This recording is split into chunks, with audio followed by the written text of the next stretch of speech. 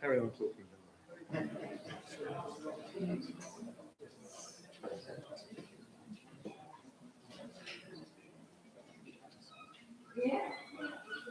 Hello, my name's Shudidara. I'm a member of the team here, so welcome to the Brighton Buddhist Centre. Just very quick, just sort of safety announcements really, to do with fire. Really, it's never happened in the time that I've been here, but if the fire alarm was to go off, it would be real. And our assembly point, in this heat, and the assembly point is the pavement across the street over there. The most obvious way to get there would be to go down the staircases you came up, not using the lift. We don't use the lift. But if for any reason there was smoke or anything blocking that way, we have got a purpose-built fire escape going down out of every room on every floor, down to the garden, out through the gate and round. Okay. Please turn your mobile phones off, just for the interruptions. And my friend Tony there is going to be taking photos as well. So if you wouldn't want your photo taken, please let us know, maybe afterwards, if you think you had your photo taken, and Tony will make sure that doesn't happen. Okay. Hope you really enjoy the evening. Hope you will survive the heat. You should have been here about midday. It's even worse then. I will hand you over to my friend Dana Kamara.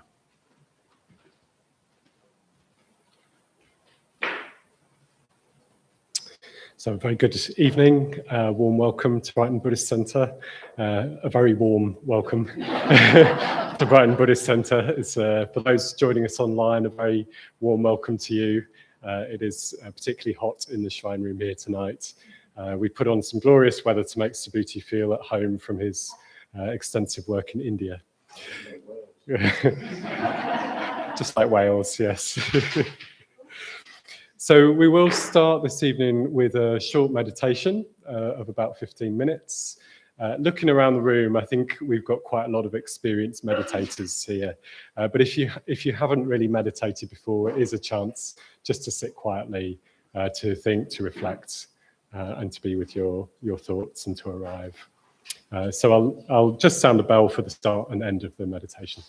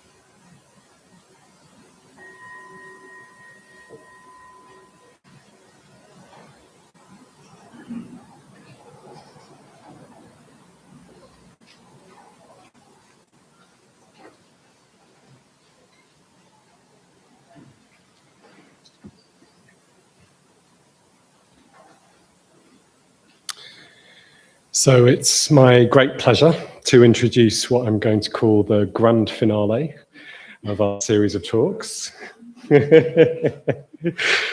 Throughout May, we've been revisiting the lectures entitled Buddhism for Today and Tomorrow, originally given by our teacher in this tradition, Urgyen Sangharakshita, in the Royal Pavilion here in Brighton 50 years ago.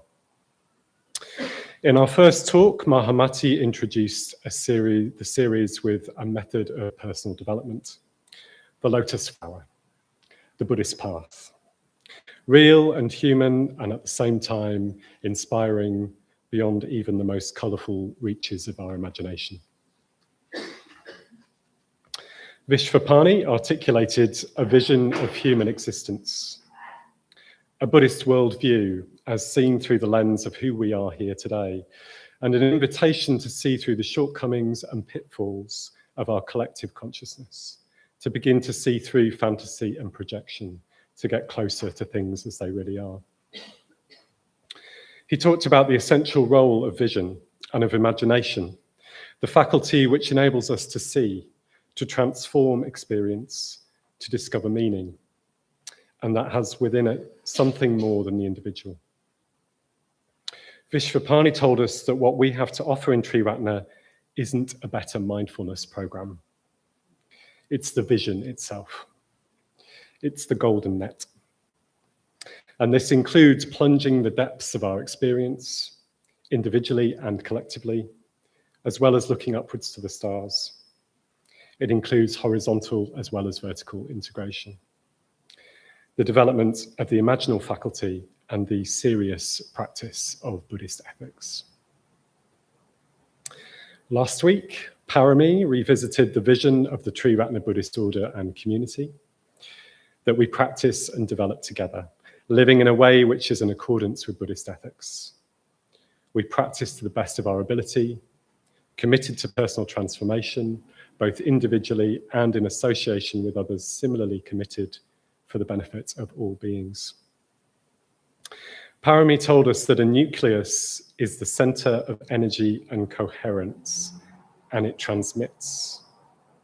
It's in relationship to the whole, a system within a system, embedded within it, affected by it, of course, but also with an impact that radiates outward into its wider context. For Bhante, the nucleus of a new society is a spiritual community, based on a deep and true understanding of the nature of human existence. The nucleus of the nucleus, as Parami put it, is the Bodhisattva ideal. The fourth gift is a garden in the wilderness, and this evening we look outwards with a talk entitled A Blueprint for a New World. And it's my great honor to introduce our guest speaker for this evening, Subhuti. Almost all of us sitting here tonight, if not all of us, and joining us online, either directly or indirectly, have been shaped by Subhuti's decades of practice within the Triratna Buddhist order. Subhuti first came across the Dharma in 1969 and very quickly became one of Sangharakshita's closest students and friends. He was ordained in 1973. Since then, he has played a central role in shaping the movement through teaching, writing, establishing and leading some of our key institutions, and most of all, his friendship to, quite literally, thousands of practitioners across 5 decades. He was the first chair of the London Buddhist Centre, instrumental in the establishment of both Padmaloka and Guhyaloka and the men's ordination training process. He was Sangharakshita's secretary for over 10 years, and Sangharakshita's confidence in Subhuti's understanding and practice of the Dharma was recognised in his appointment as the first chair of the College of Public Preceptors. Many of you will know Subhuti through his numerous books and essays, which have helped to articulate a clear, practical, and imaginative vision of what it means to practice Buddhism in the modern world. He has worked tirelessly in service to the Dharma across the world, including a huge and lasting contribution to the establishment and development of the movement in India, as well as in Mexico, and with the Roma in Hungary. Subhuti has known the Brighton Buddhist Centre since its inception over 50 years ago. So I'm very pleased to welcome him to Brighton today. And I can think of no one better to conclude our series of talks or to speak on this topic, A Blueprint for a New World.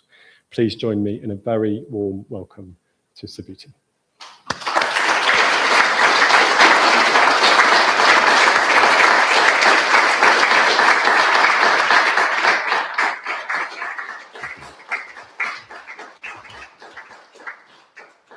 Thank you very much, Dana Kumara, and dear friends. Very pleased to see some very dear old friends, people I have not seen for a long time. And it's especially pleasing to do that here in Brighton, which was really probably the second or third major development in our movement. First of all, of course, we had a centre in London, which then moved to what is now the London Buddhist Centre. We had the beginnings of activities in Croydon, some activities in Glasgow, and then Buddhadasa came down here to George Street in Kemp Town and started a centre there. And in that connection, Bhante gave these talks. I think Bhante spent probably most of that month, as far as I remember, living in the new centre, and every week would go to the Brighton Pavilion and give a talk. I was at that time 28 years old. I'd been ordained for 3 years, and very quickly I'd found myself carrying quite a lot of responsibility. I was a chair of the major centre. I think it was 3 months after I was ordained. You can see how desperate things were in those days. We had to find a new centre. We found that old fire station in the East End of London.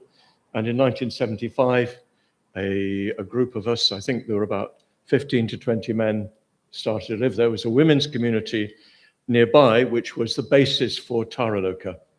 They'd taken on an old wreck of a building and converted that, and out of that came Taraloka.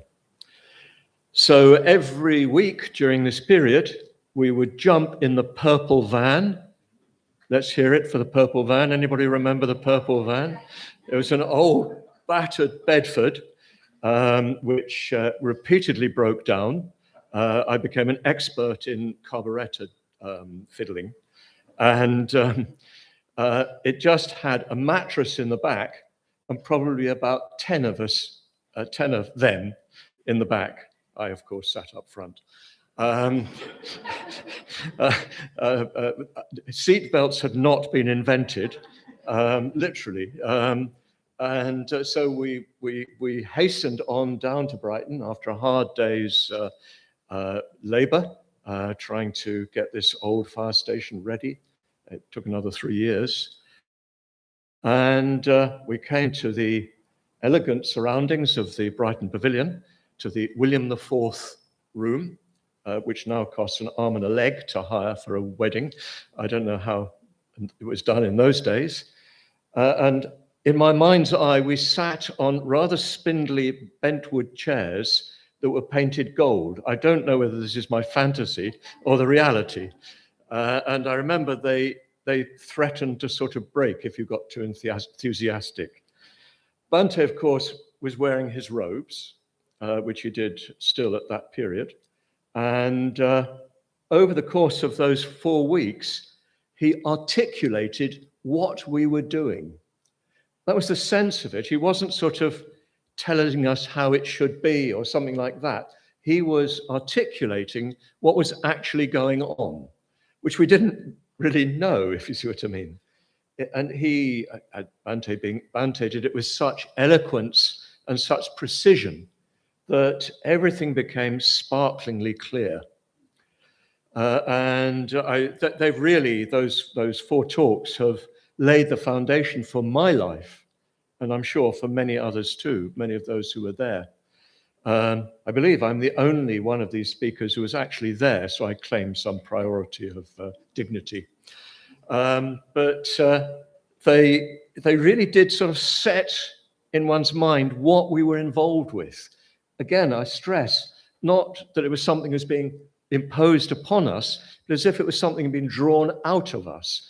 I think it's not always understood just how Bhante worked. He didn't have a big plan.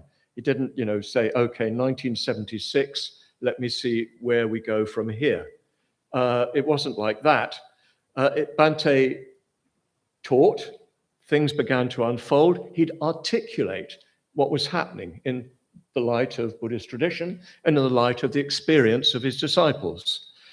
But this was a big one. This was a major turning point, because the movement that he'd founded in 1967, that is, if I got my maths right, 9 years previously, the order he'd founded 8 years previously, had reached a certain pitch and momentum.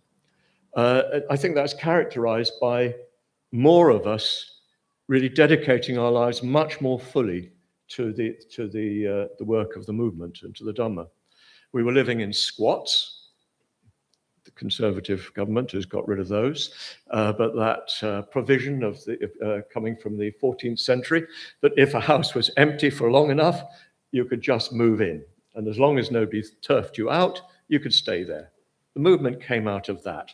I rather regret that we've gone beyond those days. But I'm sure they can come back. I was living, I did one adult education class a week, and I lived on that. So we were living very cheaply, we were living very simply, and we were seeing our lives as very much dedicated to the Dhamma, a growing number of us, 10, 15 at that time probably. And so the move to the old fire station was a big step in intensifying that process of full-time engagement.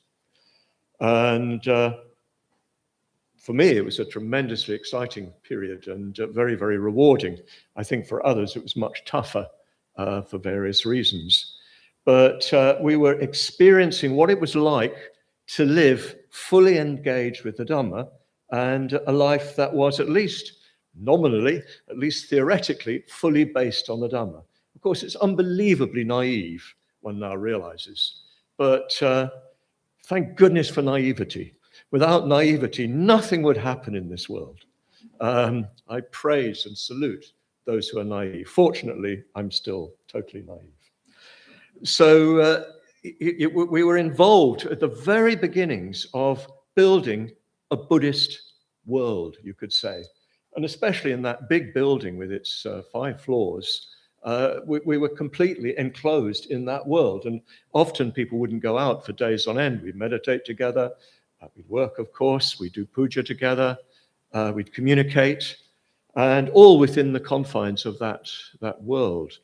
And so Bhante was articulating for us where that trended, where it tended, and the principles that underlay what we were doing. And as I've said, for me, that has been the basis of my life ever since. More or less successfully, I've lived on that basis ever since, probably with a little bit more experience ensuing upon my initial innocence. But for me, that has shaped my whole life and my whole understanding of what I'm doing. And it has indeed, I think, shaped this movement itself. It was on that basis that Buddhadasa came to Brighton. I think he was living on a legacy. And I think he used part of that legacy to do up a rather wrecked, I think it actually was a Georgian sort of workers' cottage. But Mangala later set up the one in Park Crescent, and no doubt inspiration of willingness to sacrifice. That sounds like something you do reluctantly, but it wasn't like you just wanted the ends, so you did it. And these talks really articulated what that was about. I remember this 4th talk, which is the background to what I'm going to be talking about today, had a particularly strong impact on me. I'd come into the Dhamma from a sort of vaguely hippie background, and my interest in in that world, in the whole psychedelic realm and everything that went with that. Dylan and Rolling Stones and et cetera, et cetera, et cetera. I won't go through the long list. But my interest in, the interest in that sort of changed world that was coming into being in the 60s was not just about me. It certainly was about me because I felt quite a strong existential anxiety. Padmapani was there with me at that time. Quite a strong sense of what are we here for? What am I doing? And quite a lot of unhappiness, so I didn't really know it at the time. But it wasn't just about that. I wanted a new world, not just for me, but for others too. Of course, I still naively thought, sitting around in a smoke-filled room, we used to fantasize about getting enough LSD into the water supply, and that would change Britain. Fortunately, we never were able to buy enough. But that was, for me, always a very strong motive. I grew up in relative privilege. My parents were wealthy enough to send me to a boarding school where I got bad food and cold showers as the privilege of wealth. It made the man that I am. But I grew up in relative privilege, and I became aware of the class system. I became aware that I had privileges because of my class background that others did not enjoy. And I instinctively felt that was wrong, that it shouldn't be like that.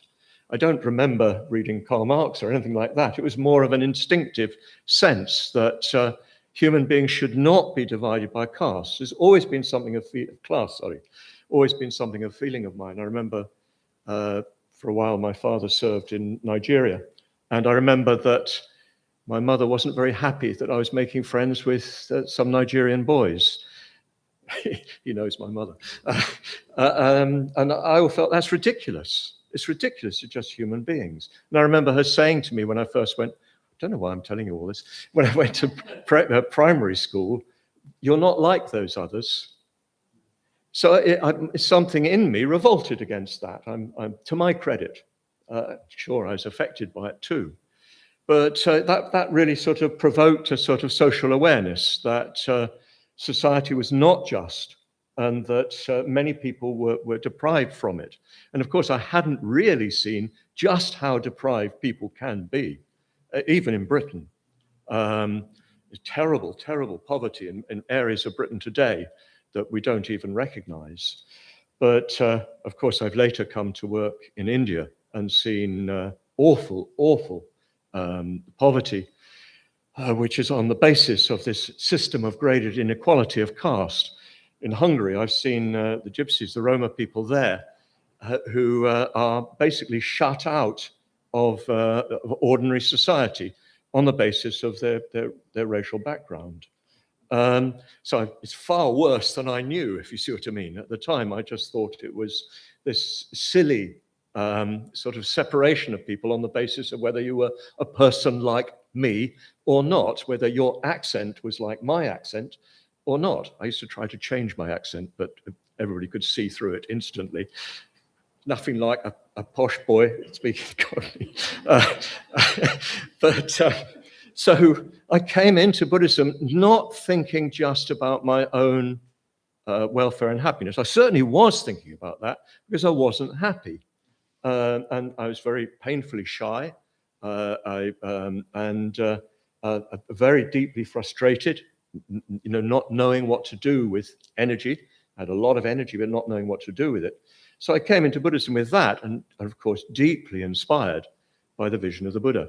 But I also came in with a strong vision of a transformed society, a society which was truly just. We share this. I wanted Buddhism to be part of that. I didn't want it to be just about me and about, people, middle-class hippies, basically, I was going to use a very rude word, but indulging themselves. So when Bhante articulated this in such a clear way, I felt immediately, yes, this answers my needs, my desires. Of course, again, it wasn't that I hadn't thought something like that before, but Bhante just articulated so clearly what it really meant. Yes, so what he said very broadly and briefly was that we need to face the fact that the world is not satisfactory for many people. Some of us do enjoy privilege. We enjoy a privileged position and enjoy the fruits of this earth disproportionately to others. So there is plenty of injustice, there's plenty of suffering of all kinds. Even rich people suffer, perhaps sometimes especially rich people suffer. There's a famous story in the Pali Canon of an ex-king who became a bhikshu, and the other bhikshus heard him sitting down saying, "Oh, 'tis bliss, 'tis bliss." So they reported him to the authorities, they reported him to the Buddha and said, "He's sitting down remembering his wealth." And so the Buddha went to him, as he was his wont. He always cleared things up, which is important. He cleared things up. He went to him and said, "What's going on?" He said, "Well, I'm sitting here and I'm remembering when I was a king, I lived in a palace surrounded by high walls, surrounded by guards all round, guards at the gates of the palace, guards at the gates of my chamber. And I lived always in a consciousness that others wanted what I'd got. And now I've got nothing, so I fear nothing." So even those who have great privilege and wealth do suffer. There's no doubt about it. But their suffering is sort of muted by their ability to satisfy their senses. You only really notice that suffering when you can't satisfy your senses, when you can't get what you want. And as they say in the 1960s, you can't always get what you want. Yes, we see injustice, we see suffering all around us. And of course, right now, because of the power of media, we know exactly where the bombs dropped. We know how many people died, almost as it's happening. We know, very prominent wars going on at the moment. And there are less prominent wars going on that we don't even hear about much. We don't hear much about Sudan, either Sudan or South Sudan. We just don't hear about that, only every now and again. There's an insurgency going on in parts of India, and so on. We don't hear about the violence that isn't so closely connected with us. No, I thoroughly agree with Mr. Trump, who thought war was stupid until he started a new one. Yes, the world is in a terrible state. We're more vividly aware of it today than perhaps ever, partly because it affects us more directly, partly because it's so much more dangerous. The power of technology makes weaponry unbelievably destructive, and it's barely controlled. And some of those people who seem to have nominal control of that seem not to be entirely healthy, let's put it as mildly as that. And so I think that the terror is much more vividly before us. I was brought up under mutually assured destruction, but somehow or other it wasn't so in your face, but it's absolutely before us all the time. And we know of suffering so easily nowadays. So it's much more vivid for us. But of course, it's not just about the suffering in the world on that level. What we are aware of is the more fundamental suffering that there is in being a human being. In being a human being with an identity, with a sense of ourselves as being this or that, we inevitably experience a stultification of our energies. We do not experience our full creative potential. Thank you.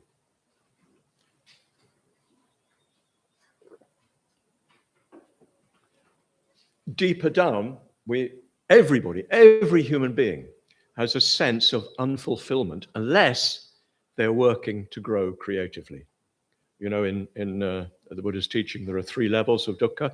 There's the superficial level, well, superficial. There's actual pain, the pain that comes from, being pinched or punched or being ill in a serious way. There's that sort of pain. There's then a deeper sense of insecurity that even if you're enjoying yourself, it's going to come to an end. Whatever happiness you do have, it's always under threat, like that king in the palace. There's a sense that, you may get what you don't want, you will lose what you do want. There's an underlying sense that most of the time we just manage to stay ahead of. We just manage to keep hoping for the next hit, as it were. It's a kind of addiction, you like, to sense experience, which keeps us from experiencing the fact that actually we feel quite insecure and insubstantial. But much deeper than that is what the Buddha referred to as sankhara dukkha, the pain that comes from being conditioned, from identifying yourself in some narrow way. I think it's a very interesting issue because, of course, identity is a key term, and I sympathize with some of the purposes for which it's used. But something of the, as it were, philosophy behind it, I think is highly problematic. I am not merely a white English middle-class male. I'm something much, much more than that. And I don't want to be limited by that, which is, of course, partly why people want to claim their identity, because they want the chance to grow. But what the Buddha is saying is that as soon as you identify yourself within conditioned reality, as soon as you say, I'm this and not that, you set up a tension. And there's something within you that is not satisfied. I remember H.G. Wells, in his A Short History of the World, talks about the Buddha and his experience at home as a fine mind that seeks employment. And, whilst one could improve on that, I thought it was rather apt. Somebody frustrated, his powers, his energies could not be contained in the cramped and dusty confines of life at home as he lived it. And I've often thought of that in terms of going to the zoo. I used to go as a child when zoos actually had cages. I think nowadays they try to give them a bit more space. And you'd see the lion, this magnificent creature that was used to a 40 square mile range, confined within a few meters, few yards. And you see the lion just pacing up and down. That's us. That's us. That's our a sense of being conditioned. We have to be more. There's something more to us. So that's the human condition. It's painful in the literal sense for a huge number of people. I've had a very lucky life.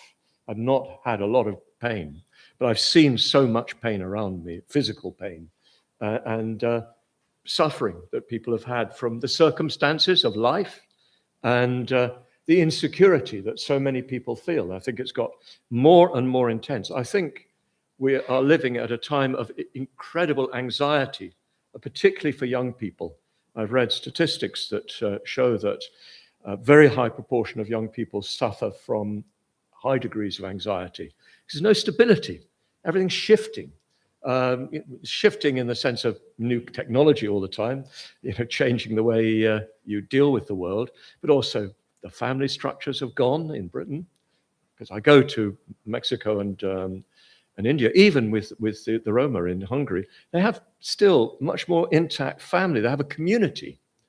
I went to one gypsy colony in Slovakia. I call them gypsies because they prefer that in Hungary, but Roma, let's call it. Roma community in Slovakia, which is about the worst I've ever seen human beings inhabiting, even from India, with an open sewer running down the middle of what had been a former mental hospital, no windows, no banisters, and so forth and so on. And when I came away, one of my friends, one of the mitras, who's a Roma himself, said in some ways he felt reluctant to help them get out of it, because they had this wonderful sense of community. They had a strong sense of belonging. And he felt that often when people sort of leave that, they actually become quite isolated. And that's certainly happening to many Roma, young Roma in Hungary, becoming more and more deracinated, like most of our cultures these days. So yes, we need to respond to the real suffering in the world around us. And if you don't respond to it, what do? You either despair or you shut yourself down. That's what you do. You just shut yourself down. You know, it's always easier to see it going on in another culture than in your own or even in yourself. But I noticed the very first time I went to India, you get rich middle-class Indians standing on the railway platform waiting for the first-class carriage. And just next to them would be terrible poverty, particularly railway children just sleeping on the platform. They're quite clear they didn't see them. It's not they were ignoring them, they just didn't see them. Because in order to continue with the life they had, they couldn't sort of afford to take that in. It even happens to Dalits who've, as it were, improved themselves. They start to forget where they've come from. So we deaden ourselves or we despair. Well, despair in the end leads to deadening because you can't absorb it. So what do? You've got to take that in. Otherwise, you're not really a full human being. You're cutting yourself off. You have to be able to live, I would suggest, as it were, in the face of that. So you have to feel that you're making some contribution, as it were, against it. You're not going to be able to solve it all. Of course, when I was 20, I thought I could sort it all out. And in a very egoistic way, I thought it would be me that solved the problems of the world, which, of course, is one of the problems in the world. But yes, it's not that easy, but we can make a contribution. So what is our contribution as Buddhists? Well, of course, Buddhism has its very, very deep analysis of suffering. It's very deep analysis of suffering. It recognizes that all suffering comes from the mind.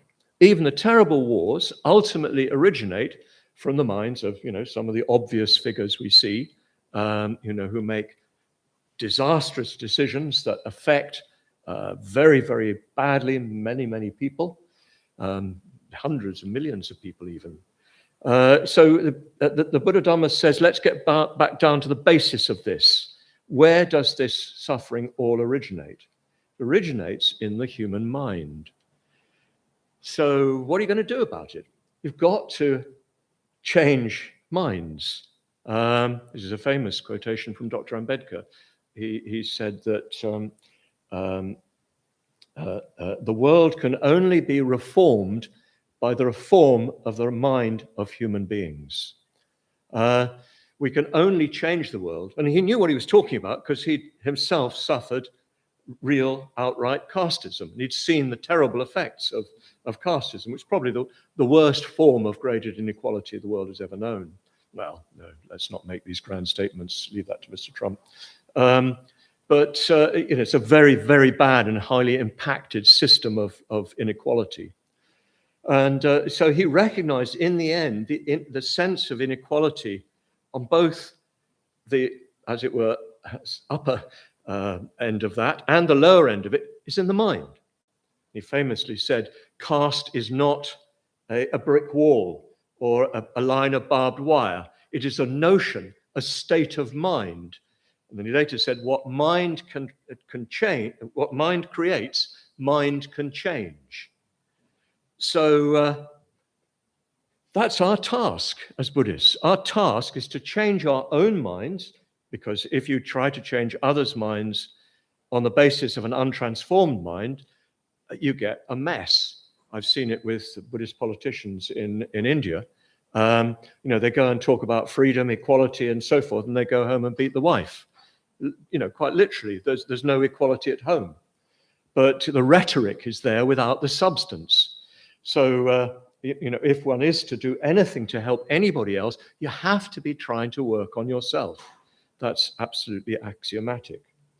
So, we try to work on ourselves, and we, on that basis, try to help others to work on themselves. We try to reach out to people who want to transform their minds, who want their minds to be creative, who want their minds to be loving, who want to be wise, if you like, understanding, sensible. We try to reach out to them and help them to join us in transforming ourselves. We're not trying to do it for them, but we want to do it with them.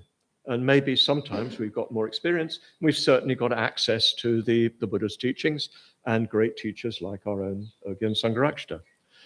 So we try to create conditions, we try to reach out to people who are interested in that self-transformation, whether for personal reasons or for world reasons or for both. And we try to give them the Buddha's teaching so that they can begin to transform their minds. So very simple, you know all this, but I've got to give a talk, so I'll spell it out. And but what we all know, I hope, and probably need to recognize more sharply than we do, is that our growth is very circumstance dependent. It's very much dependent on the conditions we find ourselves in. Yeah, the Buddha was able to transcend his conditions, and all of us can to some extent, but it's very difficult. And some conditions that people live under grind them down. And again, because I work in India, I see very, very inspired people, but they live in circumstances, I don't know many who live in real poverty, but in a terrible struggle for survival, merely to keep the head above the rising tide of failure. Because you've got a family, you've got, and the family means not just wife and 2 kids or husband and 2 kids. It means a whole extended family. It means a certain allegiance to a certain community and so on. So it's very, very much a struggle. And it's not surprising they don't manage to do their meditation in the morning, particularly because the kids have to be got off to school, blah, blah, blah, blah. So it's a huge struggle against the pressure of the world. There's a famous Buddhist sutta which talks about the oppression of the world, the oppression of circumstances, the oppression of time, the oppression of the agenda, the oppression of what you've got to do, the oppression of bad friends, the oppression of stupidity around one, and so on. All of that pressure, unless you've got quite a bit of individuality, quite a bit of self-awareness, it's very difficult to keep your head above water. I hope everybody's able to recognize that even in their own circumstances. And of course, most of you are fairly long in the tooth. No, that's not what I want to say. If you've got any teeth. Insult your audience is always the best way to go. Some of you have been around for quite a long time. And even those who haven't been around for a few weeks or whatever, you've probably been on a retreat. And you remember what it's like when you go on a retreat. Generally speaking, not always, but generally speaking, you just feel wonderful. Even just being away in the countryside with nice people and good circumstances and a little bit of gentle meditation and some puja and beauty all around you and so forth, you already feel better. You feel more uplifted, a somewhat heightened state of consciousness. And you may, if you work hard, experience something very much higher. And then you remember, you feel, well, I don't know whether you'd feel this, but I used to feel invincible.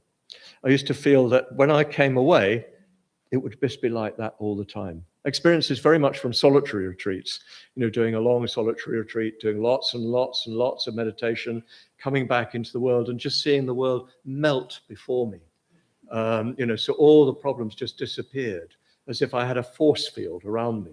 And gradually that force field gets thinner and thinner and thinner until you're overwhelmed.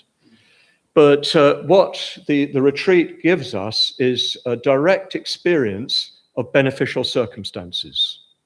And the lesson we should draw from that is that if we want to develop, we need to create the best circumstances we can, given our own circumstances, situations, responsibilities, inclinations, and so forth. We should do the best we can to create circumstances that support our efforts. And we should do our best to work with others to create circumstances which will help others to make the effort that's necessary to go forward in their spiritual lives. That's the essence of our political program, if you like. Our political program, apart from, of course, doing what we can to support positive trends in the world around us, and sometimes even going out of our way to do so. But our main effort is to create conditions under which as many people as possible can make spiritual progress. Ultimately, what we want to do, and it's a quixotic vision, is to create a new Buddhist culture, a culture in which everything supports you. You know, the way in which in modern Britain, so much is so restricted. It's what I call the mal, how do you pronounce it nowadays? Mal experience. You know, you go into a mall. I think we pronounce it mall in Britain, but they call it mall over there. Anyway, whatever it is, mall, potato. You go in there, and I don't know about you, but I feel instantly oppressed and depressed. You know, God, is this life? Is this what it's all about? And then, you know, you catch a glimpse of a Buddha image in a shop window, and you realize it's there to sell a dress. You know, anything that has any sort of uplift is just not there. Of course, there are wonderful things. There are still some cultural beauty. There's still some cultural uplift. It's not all bleak, but so much of the world for people is really, really bleak. I recently sold my house in Wales, I shared with Srimala, and we sold it to two women who are a little bit connected with the LBC. And one of them's a GP, and she started working in Wrexham. Anybody know Wrexham?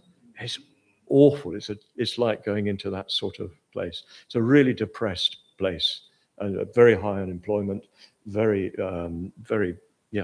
dark, bleak, really strange and unpleasant. And she started doing some sort of community health well-being work there with some other friends. And she says that people coming from the housing estates and so forth come along.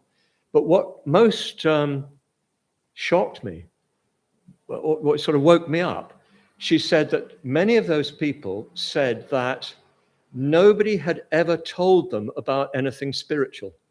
They'd never been offered anything spiritual. I mean, you know, poetry, getting them to write poetry, getting them to do some artwork, and you know, some massage or yoga or something like that. Not, you know, like us heading for the stars, but just something a bit more kind of engaging and spiritually enriching.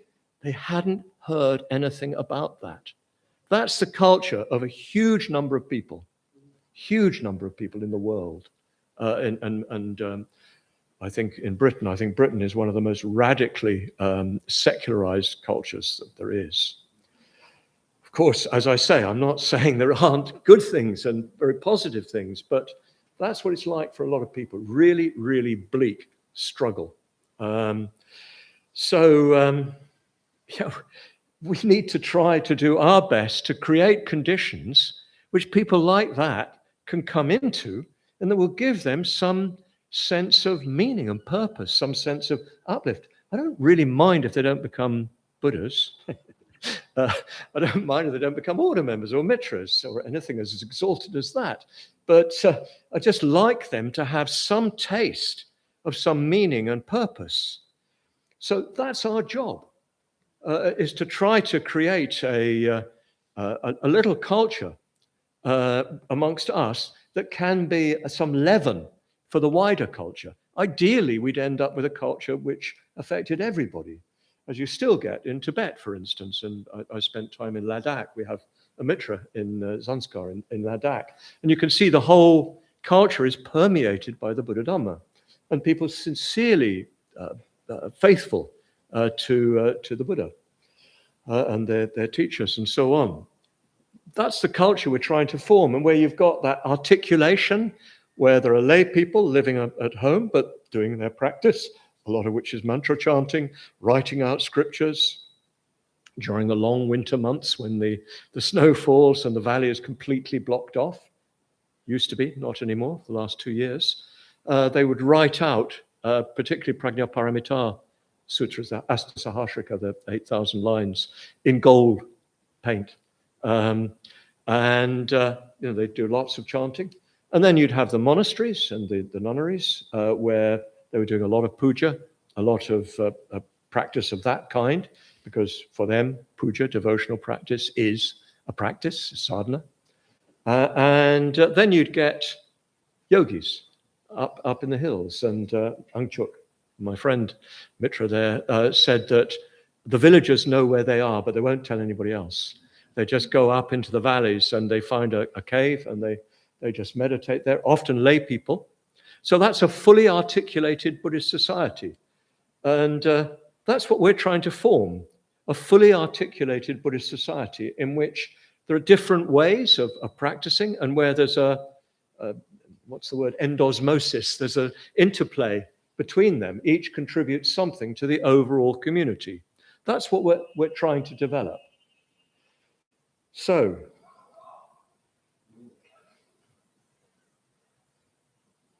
how, I hear you ask. In the lecture, I've got to quickly make up my... in the lecture, Bhante especially talks about what he saw evolving at that time, which was the pattern that later came to be called communities, cooperatives, and centers, because to begin with, the businesses we had were done under cooperative structure. In 1978, 2 years later, we founded our first business structure, the Pure Land Cooperative. I remember when I registered it, the lawyer misunderstood me and registered it as the Pure Lard Cooperative.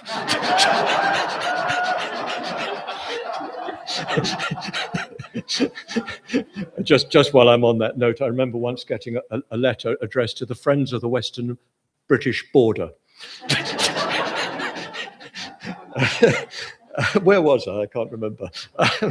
But yes, Bhante talks in that lecture about community living.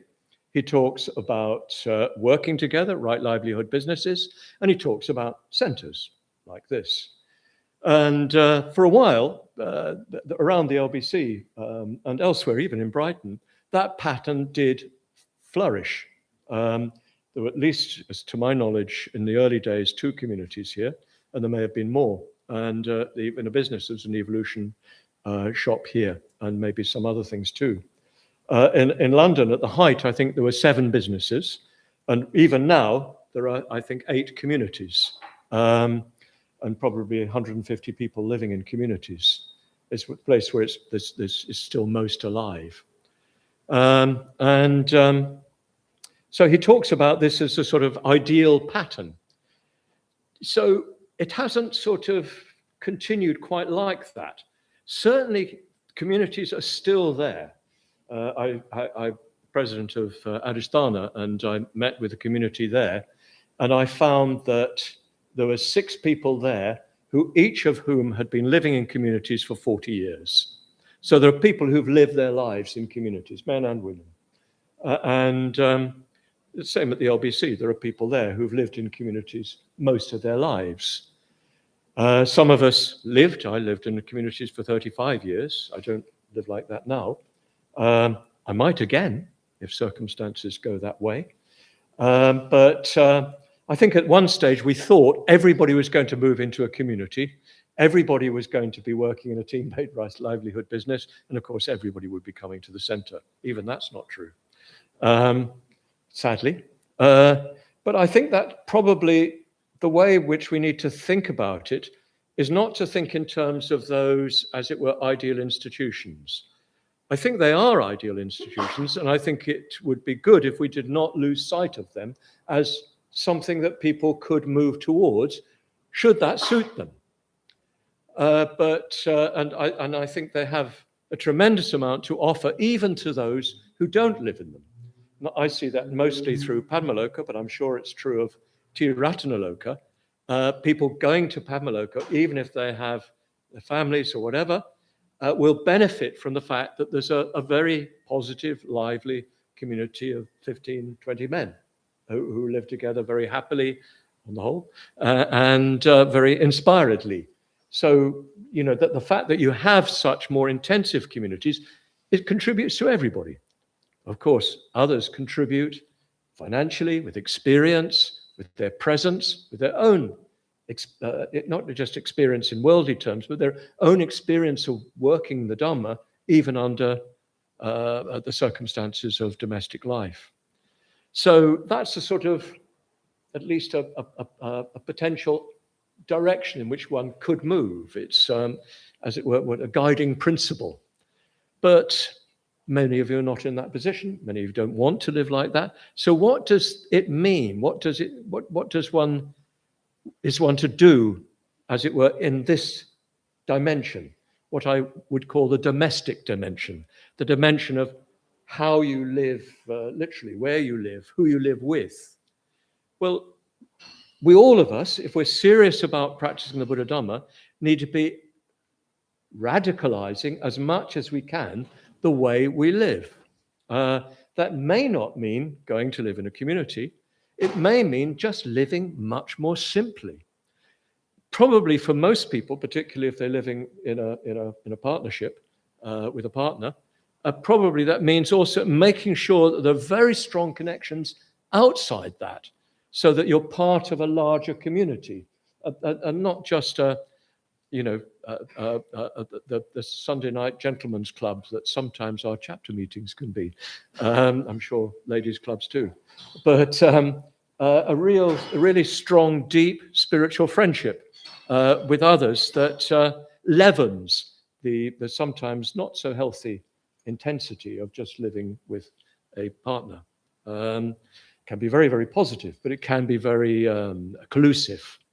So one needs to make sure that one's own domestic life is radicalized as much as possible, that you're living lightly on the earth. You're contributing as little as possible to the, one of the big issues of the deterioration of the environment. We're enjoying this weather, but why is it happening? It almost makes it not enjoyable.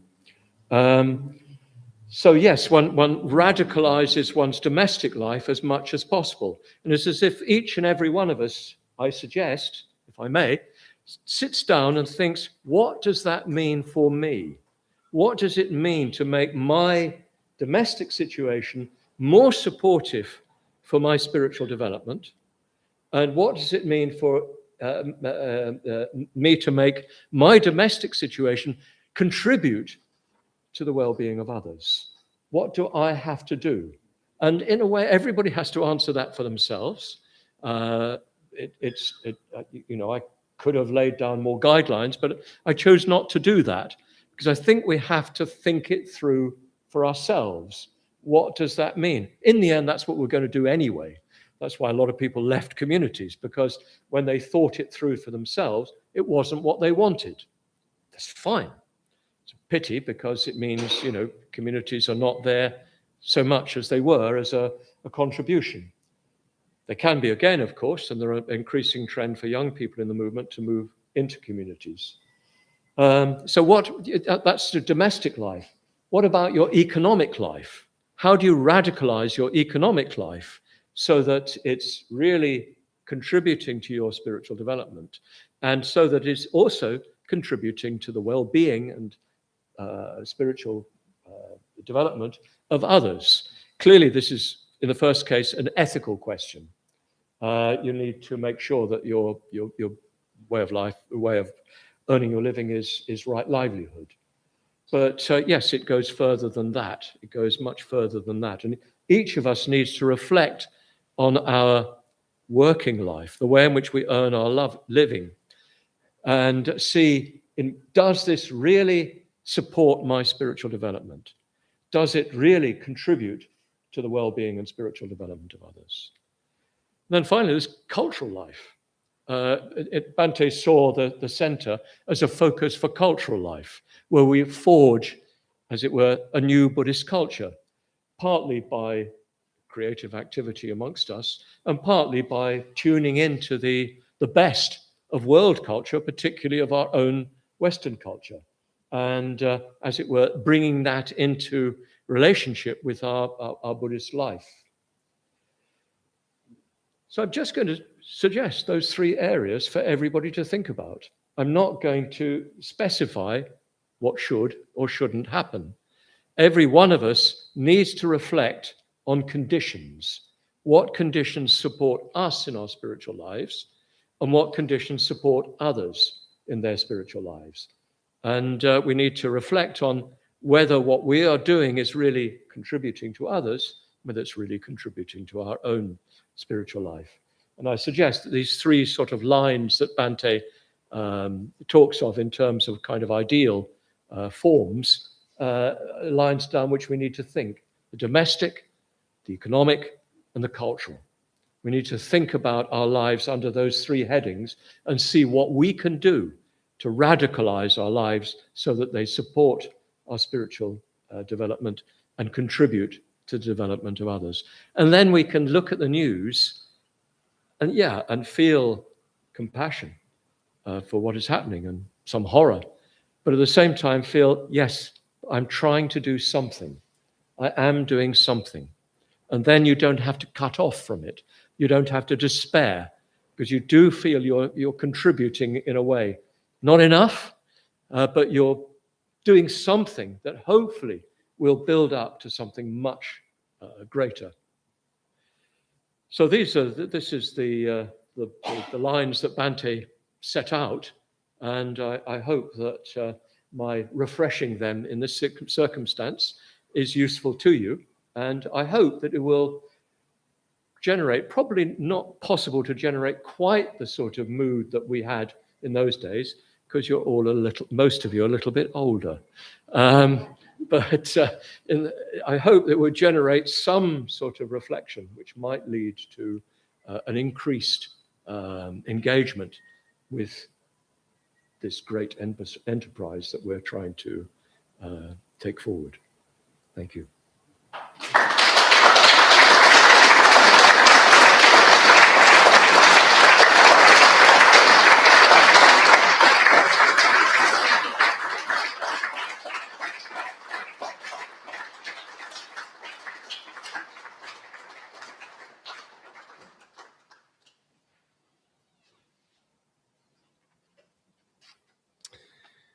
Thank you, Subhuti.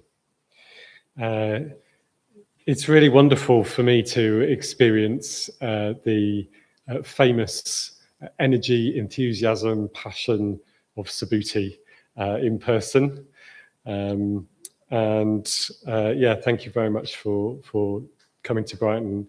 No notes, just coming forward and coming forth in some way.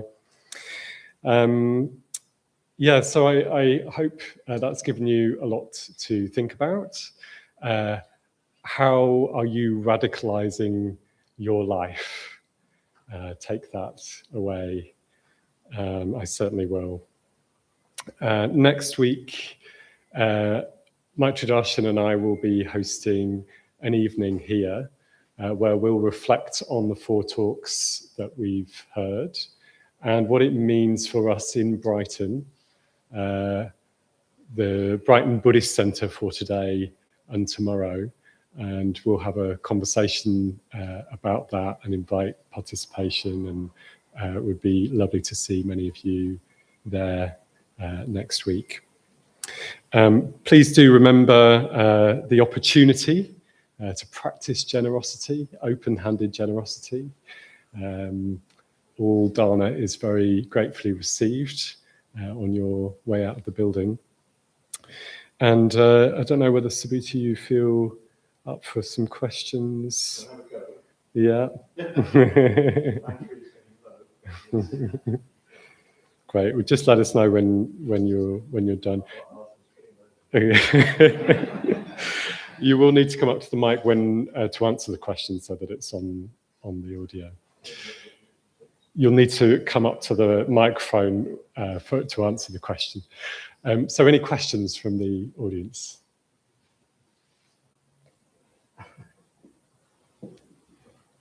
Tim. Thank you for that. It's brilliant to get an insight of your reaction to the talks and also things such as the pivotal part of the movement. Given that the talks are around the 50-year theme, and obviously you've articulated lots of what to take forward, I wondered within your context as the chair of the preceptors, etc., what the vision for the next 50 years look like? So the question is, what is the vision for the next 50 years? Right, how long have you got? This will take about 50 years. Just to correct, I'm not chair of the College of Public Preceptors. I retired quite a long time ago. I think it's 20 years ago. And I'm no longer a member of the college. I'm still a preceptor. I don't think it's really possible to say.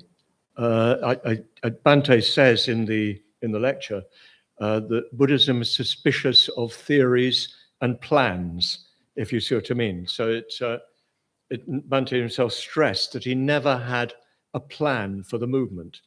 As I've said, there was a sort of dialectic between what was unfolding and Bhante's, as it were, interpretation of that or unfolding of that in the light of the Dhamma. And I hope that will continue. That's what I really hope. So I don't think it's possible to have a vision for the movement because the movement consists of individuals in community working together. So what I would hope is that that continues to happen. And I'm very, very privileged indeed to visit Mexico every year where my dear friend Nagapriya works. And to see the sort of freshness and enthusiasm that there was 50 years ago. And I've also noticed, people have talked to me about Alfoxden and what is happening there. Some of the young people went to Alfoxden last weekend and they came back so inspired. I wanted to jump in the purple van and go down there myself. So what I anticipate is the flame will pass on. Often what happens is as one gets older, the flame gets dimmer and one compromises more and more with the world. But enough of the flame remains alight. New people are coming, young people are coming. The Dhamma is spreading, and Triratna's approach to the Dhamma is spreading worldwide. We have groups and individuals all over the world, and sometimes it suddenly takes fire, and it takes off in the way that Bhante saw it happening 50 years ago. So it's not possible to have a plan for the next 50 years. There's a terrible tendency I hate, this managerial way of thinking. What is our 50-year plan? 50-year plan is that everybody goes for refuge to the three jewels more and more deeply, forever and ever, amen. Do you know what I mean? You can't have a plan in, we will have a center there, it'll be shaped like this.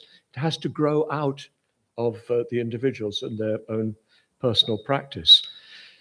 It's very interesting, I'm not sure I should tell you this, but shortly before Bhante died, I had a conversation with him, which is a little bit about some difficulty somewhere. And at one point, he took my breath away and said, I don't mind if the order fails. And I didn't take him to mean I couldn't care less. What I took him to mean is that something has been passed on. Something has been passed on, to use my metaphor already, a flame has been lit, and that flame will continue. It's not dependent on institutions, whether they're even good institutions like a spiritual community, but something has been brought into the world through the Buddha, and which Bhante has continued, if you like. That's what we call the bodhicitta, but it's that sense that there has to be more, and that we will work together to do our best to, spread the Dhamma. So that's what I hope will happen, and I have every expectation it will. I have at times despaired, but it's a bit like when there's a forest fire. You see the whole countryside blackened, and then you realize there's green shoots coming up, and that actually a certain amount of burning down is necessary. Even in nature, it's sometimes necessary so that new shoots can come. So I'm pretty confident that there's enough alive, and that something is definitely being passed on. I'm extremely impressed by some of the young people coming along, even here. But yeah, in many places, the LBC, people coming to Adisthana, see young people who've really got it. And I imagine that will continue as long as you do your work. We do our work, yeah. Another question? Carl? Yeah, I mean, I was interested to hear you say about the dimming of the flame. Oh. Your flame doesn't seem to dim in. Oh, it has at times. It's almost gone out at times. Yeah. But I guess I'm wondering how people sustain their energy. How what? Sustain that energy and inspiration for Oh. a sustained period of time, because Yeah. it seems that it's easy for that flame to dim Yeah. and people to disengage. Yeah. Yeah. So the question is the dimming of the flame and how people sustain their inspiration and engagement over time. Well, I suppose the question is, why does the flame dim? It dims, of course, to give a technical answer, because we're not stream entrants. Because there's a battle going on within us between the conditioned and the unconditioned. Bante's famous image of the pull of the gravitational pull of the unconditioned, the gravitational pull of the conditioned, and we're strung between the two, and it's a struggle, and sometimes one can't keep one's head above water, and then either floats back, or you can't really stay still until something re-engages one, which is usually going to be friendship. So I would say friendship is the absolute key to everything. In fact, what I see the future in the next 50 years is the field of friendship expanding and deepening. So this is the most important condition, by far the most important condition, is friendship, friendship in the Dhamma. I remember when I was first coming along, I went on a retreat shortly afterwards in 1970, Easter 1970. It's the time when Bante nearly died on the retreat. That's another story. And I was living in a community, a sort of loose community with students I'd been studying with, and who we'd continued living together with our girlfriends or boyfriends or whatever. It was nice. I had good friends, good dope, and it was a good life. Then I went on the retreat, and I was only there for 3 days, but I made friends with Mangala, for instance, who was one of the key figures here, with Dhammadinna, with Manjuvadra, with Marichi. And I experienced a new quality of friendship, something quite different. That for me, that friendship has been something that has been consistent through my spiritual life. I had at some point some difficulty with Bante, which I needn't go into, which is as much about me as him, well, perhaps more about me than him. But I had some difficulty with him. And it was very, very painful spiritual crisis, very painful indeed, because I'd built my spiritual life on my connection with him. A very, very good thing to do. But I hit that crisis, but it was my friends who stayed with me, and not just indulging me. They took me to task, and they wouldn't let me go, and they carried me through it. Yes, I think that the most important thing for establishing an effective spiritual life is friendship, real friendship, where you really share yourself deeply. Spiritual community consists in deep personal communication. In fact, spiritual community can only be small. Yeah, we talk about the whole order as a spiritual community, but in a way that's only, as it were, second order. The primary is the circle of close, intimate friends with whom you share your life fully and deeply. That's what a spiritual community is. So yeah, that's it. That's how you do it. Spiritual friendship. I'm glad I finally got around to mentioning it. Yeah.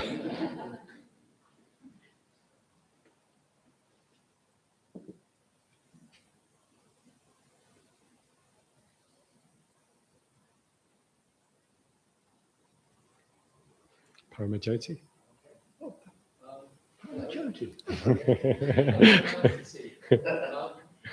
You mentioned in your talk what a good thing naivety was.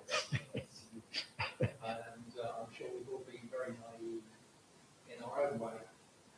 What do you think about Bante? Do you think he was naive in the way he went about things? Or do you think he always had sufficient insight? Yeah. So the question is about naivety. Subhuti mentioned in his talk as a positive thing sometimes, and whether Bante had a degree of naivety. Yeah. Well, of course, my tongue was partly in my cheek, but partly not.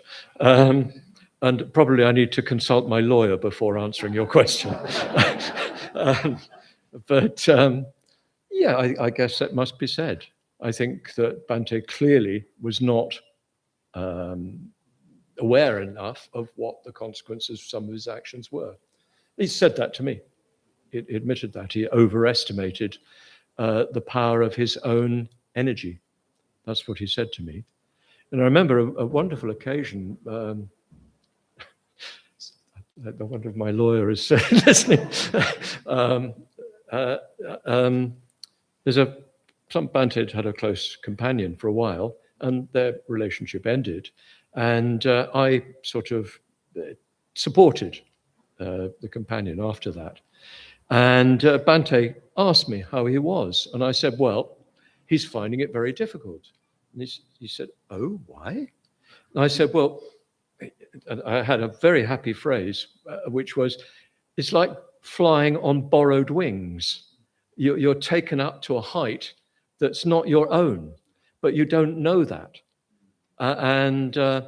So I said to Bante, I think that particular person didn't realize the extent to which, the experience that he had, the state of mind that he had, the conditions rested upon Bante, his contact with Bante. And Bante looked rather puzzled. And I said, well, Bante, being with you is pretty extraordinary. He said, oh. And I suppose I'm with myself all the time, so I don't know what it's like. And I suppose that's naivety in a certain sense, a rather charming naivety. But unfortunately, naivety often has unfortunate consequences. My own naivety had unfortunate consequences at times. So yeah, please, when I say naivety can be a good thing, I had my tongue somewhat in my cheek, but at the same time, I think we can be too cynical, and sometimes perhaps innocence is the best word rather than naivety, but innocence, I think, is highly desirable. And that one retains one's sense of possibility, of hope, even in the face of what seems to be impossible. I've been blessed or cursed, probably genetically, with an incapacity to think that things can't be done. I don't claim much credit for it. It was just the way I was sort of brought up. Again, privileged background and so forth. My father was a naval officer. You can always win the battle in the end. I think that I'm very pleased that I had that sort of innocence and even naivety, because as a result of that with others, not all on my own, we broke some ground. We broke some barriers. And I hope that the movement retains that sense of refusal to limit possibility. Yeah. Well, you know, you've got Nagapriya sitting in front of you, who went to Mexico without much Spanish, and very quickly, through a set of circumstances, found himself founding a center in Cuernavaca, from which a number of order members have come. Upeksha Mati, who was ordained with Nagapriya in 1992, young Mexican, went back to Mexico. Everybody was telling him not to go. To my credit, I said go. I thought he'd be less of a nuisance there than here. You know, we have one of our most thriving wings of the movement in Mexico. So I think that sort of naive refusal to be limited is very important. So Bhante, I think, had it in that sense as well, but also I think a certain kind of innocence as to, you know, how others saw him and responded to him. I think he was a genuinely humble man. It's odd to say that because he's also so self-confident, but he's a genuinely humble man and did not really trade on adulation. You know, interesting. I used to watch him after a talk. He'd sort of withdraw into himself in a very interesting way, and I've kind of modeled that a bit myself. Sort of, okay, you know, you've said what you've got to say. People think you're absolutely wonderful and marvelous, don't you? And so you sort of then draw yourself back in. Yeah. Yeah. I could say so much more, but that'll do for now. My lawyer is giving me a ring. Yeah. Another question? I think Yeah. probably. Another question? Stanashata? You've sort of said in some ways you're retired, at least. I'm sorry? You've said in some ways you're retired from college at least. Huh. But I'd be very struck for a retired person, you're extremely busy. I'm just wondering, are there any new projects or avenues on the horizon? So for a retired person, Subhuti is extremely busy. Are there any new projects on the horizon? No, I only said I was retired from the college, which that it has a retirement age, which is 75. I retired at 70 because I was watching the conclave of cardinals electing the Pope. And I thought, we don't want to be as indecent as that, a bunch of old men determining the future. So I retired early, or before I, strictly speaking, had to. Of course, I back seat drove, but that's another question. Yeah, I don't think of myself as retired. I've never thought of myself as employed either. If you said to me, I've never thought of myself as working. I find the concept of weekends bewildering, or time off bewildering. I'm exaggerating, but yeah, so I don't think of myself as retired. Well, I am conscious that my energies are beginning to diminish.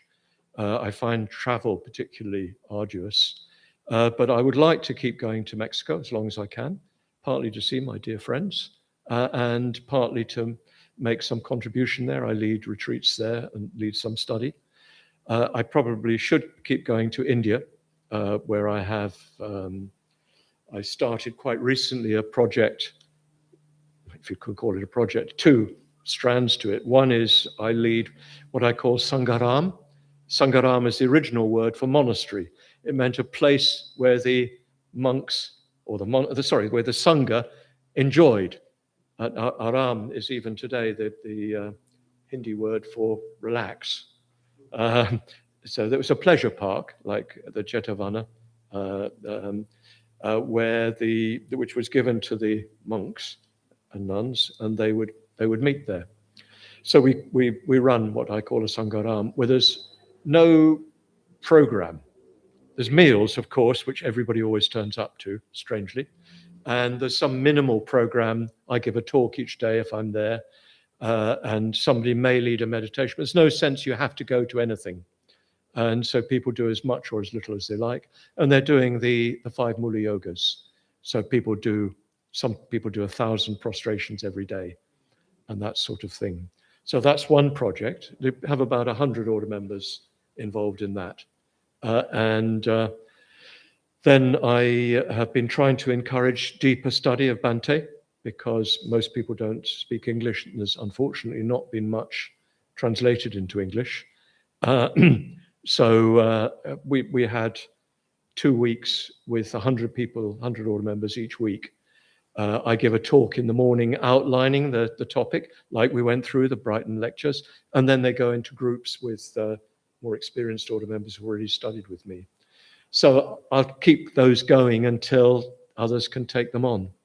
But my inclination is to withdraw more from my remaining responsibilities.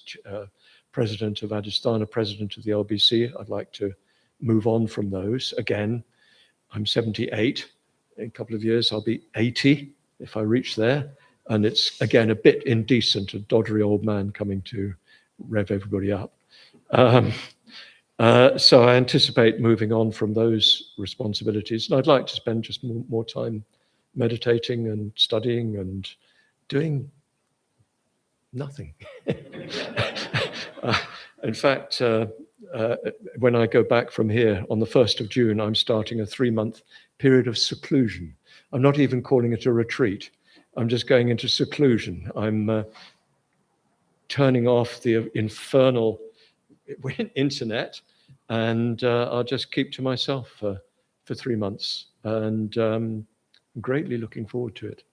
And there are quite a few books I'd like to read, quite a bit of deepening directions in meditation I'd like to follow through. And there's some sort of strands of imaginative strands that I'd like to see if they unfold, particularly connected with more devotional practice. Very interested in looking at the 4 great kings who I feel sometimes quite present. Yeah. I think that'll do, otherwise I'll be approaching my grave rather more quickly than this. Thank you again. As it's the final talk in the series, I'd just like to finish with a few thank yous. So first of all, a big thank you to Shuddhadara and his glamorous assistant, Charlie, who have put on the audio and visual technology completely seamlessly. And I feel confident saying that now because we're right at the end. But yeah, thank you so much. That's a lot of work that's gone into that.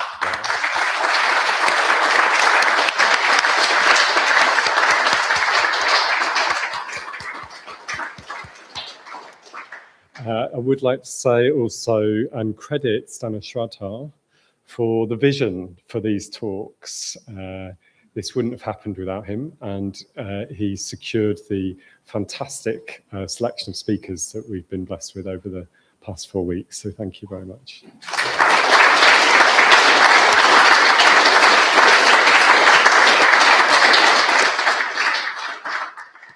A big thank you to the team. There's actually, I think, 12 of us with a few extra helpers here and there to set everything up. We did a full dress rehearsal of getting everything up and ready and running, and figuring out the cloakroom downstairs for 70 plus people coming to the centre. So thank you very much for all of your support.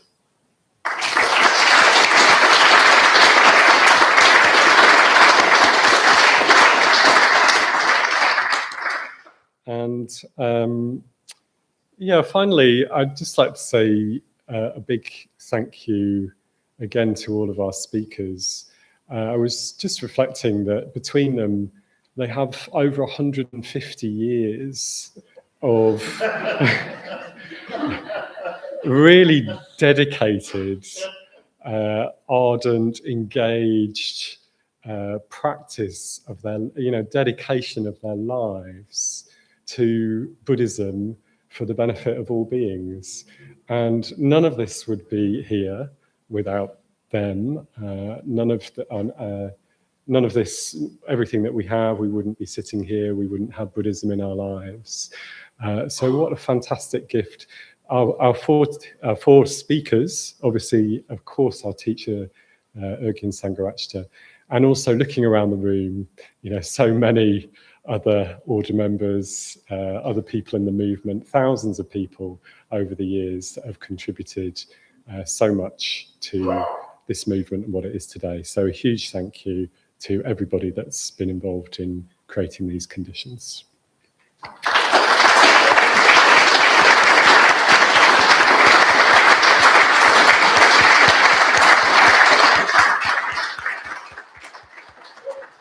Subhuti, thank you very, very much. Much appreciated. We wish you all the best for your seclusion and hope you really enjoy it. Thanks, everyone. Hope to see you next week.